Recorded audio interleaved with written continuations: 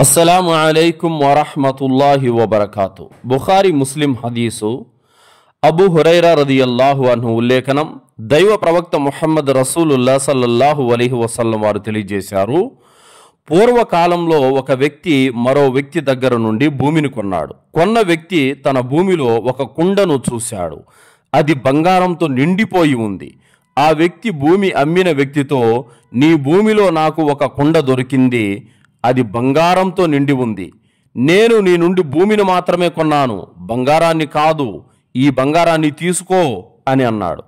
దానికి అమ్మిన వ్యక్తి, నేను నీకు భూమి, దాని లోపల ఉన్నదాన్నంతా అమ్మాను, అది నీదే అవుతుంది. వారిద్దరిలో అభిప్రాయ భేదాలు ఏర్పడ్డాయి. ఆ బంగారం తీసుకోవటానికి ఇద్దరు వెనకాడారు. ఎందుకంటే ఇద్దరూ నిజాయితీపరులే. వారిద్దరూ కలిసి న్యాయం చేకూర్చే ఒక న్యాయాధిపతి వద్దకు వెళ్ళారు. ఆ ఇద్దరు వారి ముందు తమ వాదనను వెలుపుచ్చారు. న్యాయాధిపతి వారిద్దరితో, మీకు సంతానం ఉందా అని అడిగారు. వారిలో ఒకడు, నాకు ఒక కుమారుడున్నాడని, మరొకడు, నాకు కుమార్తె ఉందని చెప్పారు.